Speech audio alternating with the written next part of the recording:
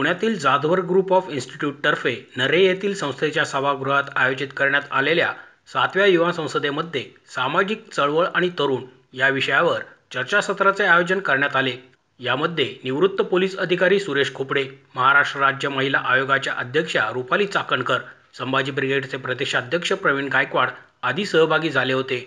यावेळी संस्थेचे अध्यक्ष प्राध्यापक डॉ. सुधाकर जाधवर, उपाध्यक्ष आणि युवा संसदेचे अध्यक्ष ॲडव्होकेट शार्दूल जाधवर, खजिनदार सुरेखा जाधवर आदी उपस्थित होते.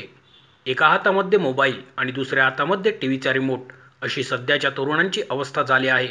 मोबाईल आणि टीव्हीच्या आभासी जगामध्ये रमणारे तरुण अधिकाधिक आत्ममग्न होत आहेत. असे तरुण सामाजिक चळवळ उभी करू शकणार नाहीत. स्वतःच्या पलीकडे जाऊन समाजाचा विचार करणाऱ्या, सामाजिक भान असणाऱ्या तरुणांची समाजाला गरज आहे, असे मत चर्चासत्रामध्ये मान्यवरांनी व्यक्त केले. रुपाली चाकणकर म्हणाल्या, समाजाची सद्यस्थिती लक्षात घेतली तर आजही सामाजिक लढा अपूर्ण आहे. आपण वैज्ञानिकदृष्ट्या चंद्रावर पोहोचलो, परंतु जमिनीवरील प्रश्न तसेच आहेत याची खंत तरुणांना वाटली पाहिजे. आज समाजातील संवाद तुटल्यामुळे सामाजिक चळवळ उभी राहणे अवघड आहे. यासाठी तरुणांनी मोबाईल आणि टीव्हीच्या आभासी जगातून बाहेर आले पाहिजे. प्रत्यक्ष लोकांमध्ये मिसळले तर त्यांना तळागाळातील प्रश्न समजू शकतील आणि त्या समस्या सोडवण्यासाठी पुढाकार घेणारे तरुण निर्माण होतील. जे कोणत्याही वर्गामध्ये शिकवलं जाणार नाही, जे कोणत्याही शाळेमध्ये शिकवलं जाणार नाही, जे कोणत्याही पुस्तकामध्ये नसेल, ते हे शिकवण्याची वेळ या विद्यार्थ्यांवर आलेली आहे. आज आम्हाला समाजामध्ये वावरताना कसं वावरायचं हे सांगावं लागतं.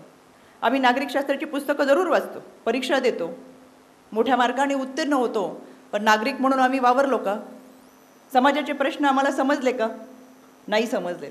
इतक्या मोठ्या प्रमाणामध्ये घटना घडतात समाजामध्ये, यामध्ये कोणी ना कोणी आपल्यातलाच गुन्हेगार असतो. ही गुन्हेगारी वाढते तरी कशी काय?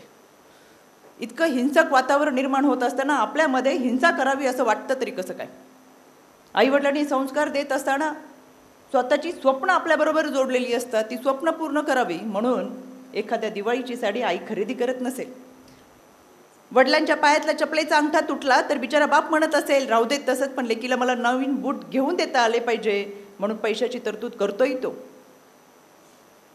त्याची स्वप्न पूर्ण व्हावीत म्हणून लेकीच्या आणि लेकाच्या स्वप्नाबरोबर रात्रंदिवस काबाड कष्ट करतात ती. मग त्यांच्या स्वप्नांचं काय करतो आपण? या वयामध्ये सगळ्यात जास्त नशेच्या आहारी जाणारी संख्या दिवसेंदिवस वाढते.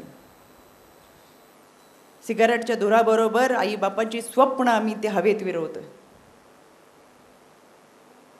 या सोशल मीडियाच्या माध्यमातून आभासी दुनियामध्ये आम्ही वावरतोय.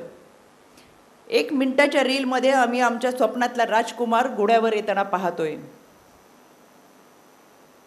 ताजमहल माझ्यासाठीच बांधलाय असं वाटणार हे वय. या वयाला मी दोष देणार नाही. हे वय म्हणजे फुलपाखराचं.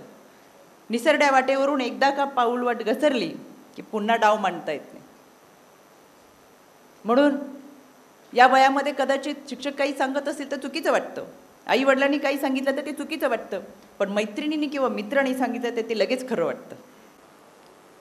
कोणीतरी आपल्याला चांगलं म्हणलं, सरांनी मला खरं तर सामाजिक चळवळीचा विषय दिले, पण सर मला हा उद्याच्या समाजाचं भवितव्य ज्याच्या हातामध्ये आहे तो युवक समोर बसला असताना सद्य परिस्थिती जी मी स्वतः हाताळते, ज्या केसेस माझ्याकडे येतात, आयोगाचे अध्यक्ष म्हणून त्या मी माझ्या कोर्टामध्ये चालवते, त्या मला फार महत्त्वाच्या वाटतात पुस्तकी ज्ञानापेक्षा, आणि म्हणून मला आवर्जून या गोष्टीवर बोलावं असं वाटतं. कोणीतरी आपल्याला चांगलं म्हटलं म्हणून आपण त्याला तात्काळ प्रतिसाद देतो, आपली सगळी माहिती त्याच्यावर पाठवतो, नको असलेल्या अवस्थेमधले फोटो शेअर करतो, नको असलेल्या व्यक्तीबरोबरचे फोटो शेअर करतो आणि कुठेतरी त्याचा चुकीचा वापर होऊन त्या व्यक्तीला ब्लॅकमेल केलं जातं. इतक्या मोठ्या प्रमाणात ही गुन्हेगारी वाढलेली आहे की ज्याच्या संदर्भात ह्या घटना घडतात त्यांना आत्महत्येशिवाय पर्याय राहत नाही. वैफल्यग्रस्त, आत्मविश्वास गमावलेल्या या व्यक्ती आयुष्यामध्ये पुढे काहीच करू शकत नाही आणि या सगळ्या यंत्रणेमध्ये अडकत असताना स्वतःबरोबर स्वतःच्या कुटुंबसुद्धा उद्ध्वस्त करतात. गेले 3 आठवड्यापूर्वी मी सोलापूरच्या दौऱ्याला गेले होते. सर, मला सांगायला खंत वाटते, 18 ते 22 वयोगटातल्या 3 विद्यार्थिनींनी आत्महत्या केली होती. एकही घटना अशी नव्हती की त्यामध्ये आत्महत्या करावा असा प्रश्न पडेल. एक तर विद्यार्थिनी डॉक्टरच्या शेवटच्या वर्षाला होती, दोघी इंजिनियर होत्या. तिन्ही घटना अशा घडल्या. मी स्वतः घरी जाऊन आले की आत्महत्या करावी अशा काय घटना घडल्या असतील. ते तिन्ही घटनांच्या पाठीमागे एकच कारण होतं की या विद्यार्थ्यांचा त्यांच्या पालकांशी संवाद फारसा नव्हता किंवा पालकांनी तो जाणीवपूर्वक प्रयत्न केला नाही की आपल्या विद्यार्थ्यांशी संवाद साधावा. त्यांच्या मनामध्ये काय अडचणी आहेत, काय प्रश्न आहेत ते समजून घ्यावे. छोट्या छोट्या शाळेतल्या कॉलेजमधल्या नैराश्याच्या गोष्टीवरून आत्महत्या करण्यापर्यंत आपण जातो आणि का जावं, हे प्रश्न या निमित्तानं उभे राहतात. समाजामध्ये वाढत्या या प्रश्नांच्या खोलात जर गेलं तर संवाद आणि आता वाढत असलेला विसंवाद या दोनच गोष्टी फार मोठ्या प्रमाणात आहेत. म्हणून या निमित्तानं मला सांगावंसं वाटतं की कोणत्याही पोस्ट आपण फेसबुकला करतो, स्टेटसला ठेवतो तर ती काळजीपूर्वक कराव्यात. आपली माहिती ही जगजाहीर करण्यामध्ये काही अर्थ नाही आणि हे दिवसही नाहीत. शैक्षणिक आयुष्य जगत असताना या आयुष्यामध्ये शिक्षण घ्यावं, स्वतःच्या पायावरती उभं राहावं आणि आयुष्याची दिमागदार वाटचाल पुढे करावी. खरं तर या वयामध्ये गुन्हेगारीकडे, व्यसनाधीनतेकडे वळावं आणि इतकं चांगलं सुदृढ शरीर देवाने दिलेलं असताना ते नाशवंत करावं हा अधिकार मुळात आपला नाहीच.